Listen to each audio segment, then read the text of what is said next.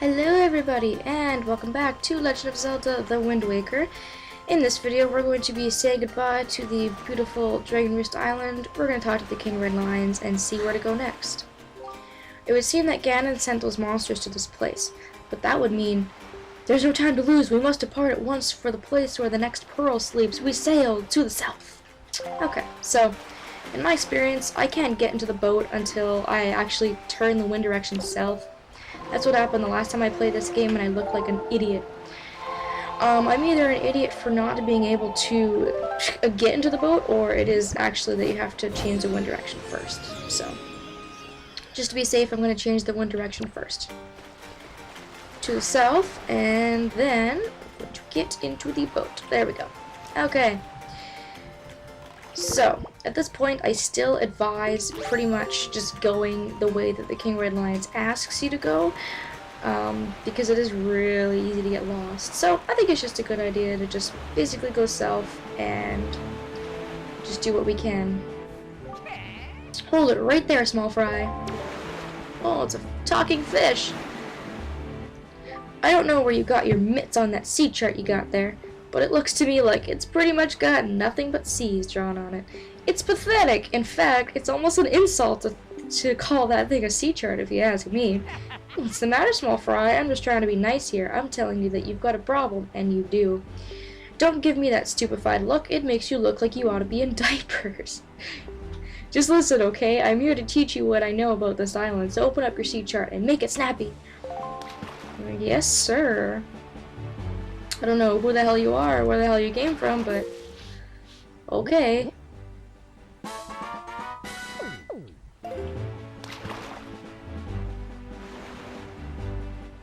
There's a real peculiar cave toward the backside of this here Dragon Roost Island. Yeah, real peculiar, but I doubt you'll ever get there to see it, small fry, unless you manage to sprout wings and fly, that is. 'Cause you won't be getting in there otherwise. That's all I can teach you, small fry. But I will do this for you, since I'm feeling so generous. I'll send word to all my brethren living near the islands of the Great Sea. Good bunch of fish. If you see a fish leaping out of the water when you sail near an island, sail up to it and spread bait out on the water's surface. Trust me, this is good advice, Fry. See, the baiting process allows you to get a chart of the island along with any information that might be of use to you. I highly recommend you make a habit of doing so. So you're definitely going to need a reliable sea chart to help you search for things out at sea. I can't emphasize that enough, Fry. You need a well-drawn chart. If you don't get a chart for every island you come across, it'll just be a bigger hassle for you later on. Now, don't say I never did anything for you, Fry. Hoy, you there, you kingly red lion guy. That's it. I've repaid my debt. I'm done. You take care of the rest. Okay, so he basically explained anything I would have said. The ones that are drawn on for you is the Forsaken Fortress, Outset Island down here, Windfall Island, and then he just gave you the Dragon Roost Island map for free. Basically, you didn't have to pay him any bait or anything. But all these squares here, we're going to have to spread bait out at sea to get the fish to jump out and give us the name of the island. So that's why I went and bought that bait, because it is important. Like he said, it is really important, and he couldn't stress it enough, and I can't stress it enough. It's really important to get those map fish, not only so that you know the name of the island in case you ever need to go back, but also because the fish will give you hints, like that map fish did for when we were at Dragon Roost Island. He had said there's a peculiar cave to the back of Dragon Roost, or sometimes he won't give you a hint about the specific island you're on. He'll give you a hint about something else that is still really quite useful. So this map fish, I think, is right here, and as you get closer, he'll basically just come up to the side of your boat. So let's go on ahead here and spread out this bait.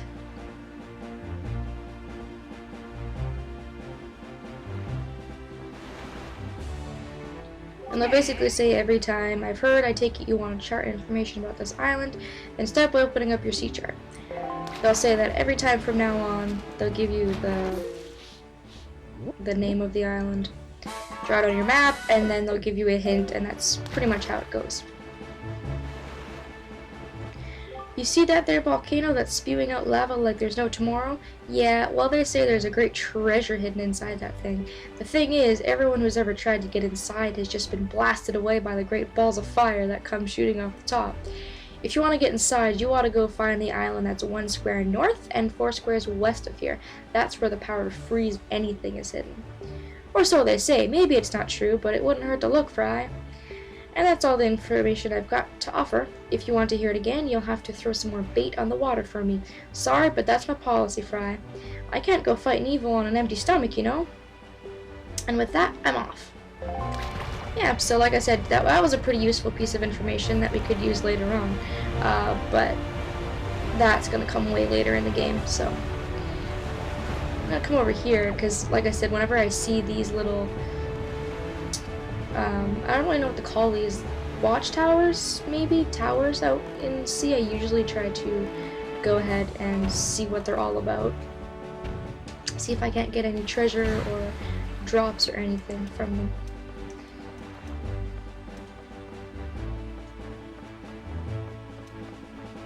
Because it's kind of a long sail compared to the sail we were making to Dragon Roost, to our next island, so we might as well stop and do some tourism along the way.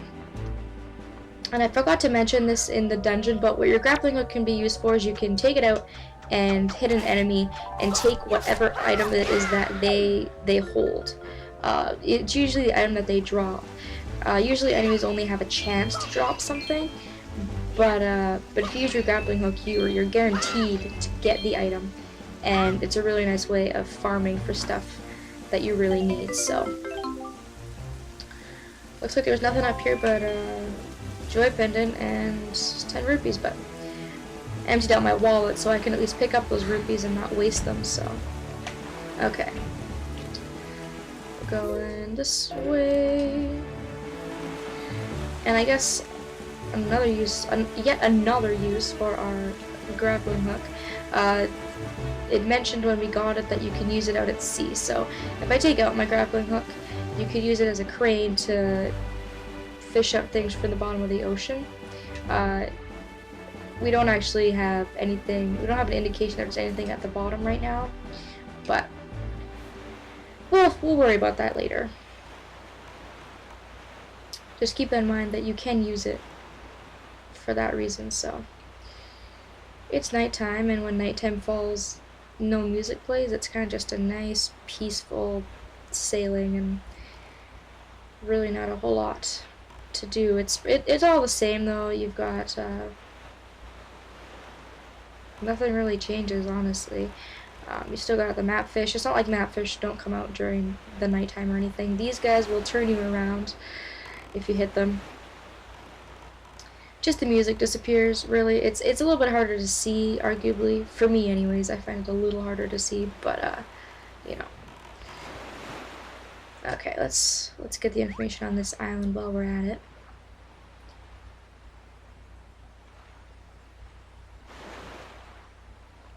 Really small fry. Yes, open it up. Give me my information, blah, blah, blah.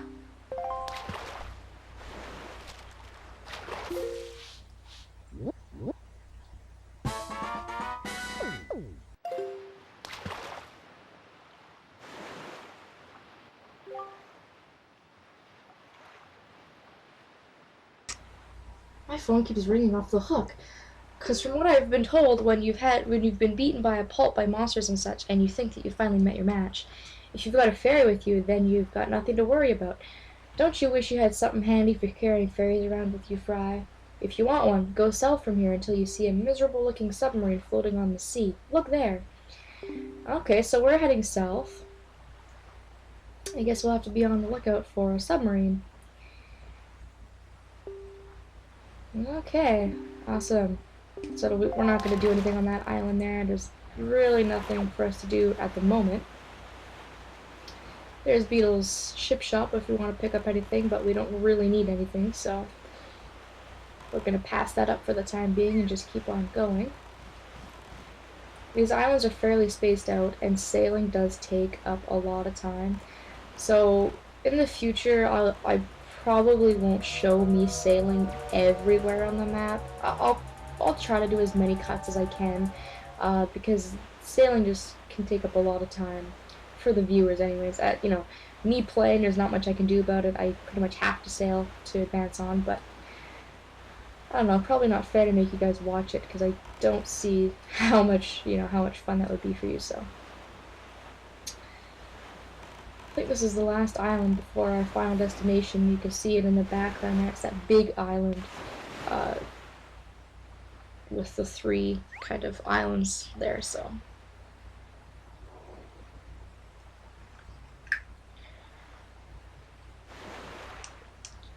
Okay. So we're actually getting quite a bit of this map filled out already. Oh, shaped like a bomb, cool. All these islands have pretty cool shapes too. You ought to come sail these seas on nights when the right half of the moon is missing. It'll give you shivers, Fry. And then there's things like that where they're very abstract. He doesn't really tell you anything really specific, but all these hints he gives you are really, really useful later on in the game, so. Alright. Now I said look up for a submarine, and I think I see it right there.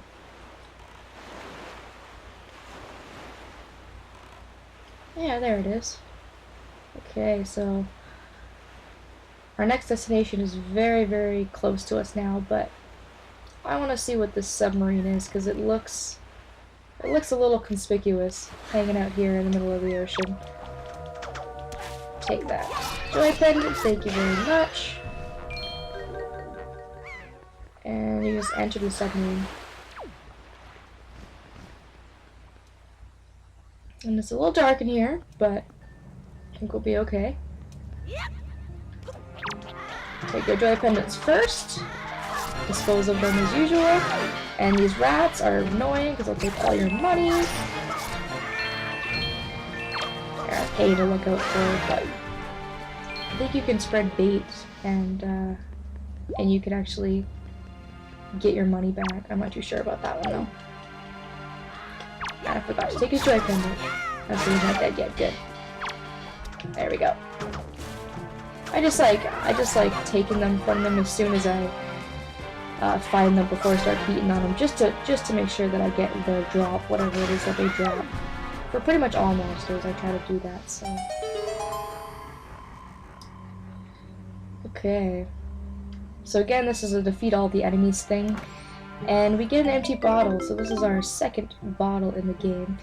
Which is funny, because we've only done 1 dungeon and we've already got 2 out of our 4 bottles, which is pretty cool. So hopefully it's not going to be too difficult for us to get all 4 of our bottles. That would be good. That's pretty much all that submarine had, but I really do advise that you visit that submarine before you leave, because you don't want to miss out on that really good secret, so. One more little watchtower here to go to, and then we'll go to our next destination, which is right in the distance there. Like I said, it's really, really big island compared to Dragon Roost. It's got like 3 areas to it, it looks like, so.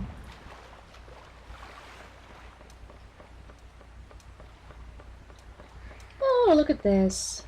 This is a really common theme. It's just these guys up here most of the time. Slacking on the job. Ganondorf must not pay very well. Maybe. Pays minimum wage. Or they're just lazy. That could be it too. Knock him right off the edge. See you later.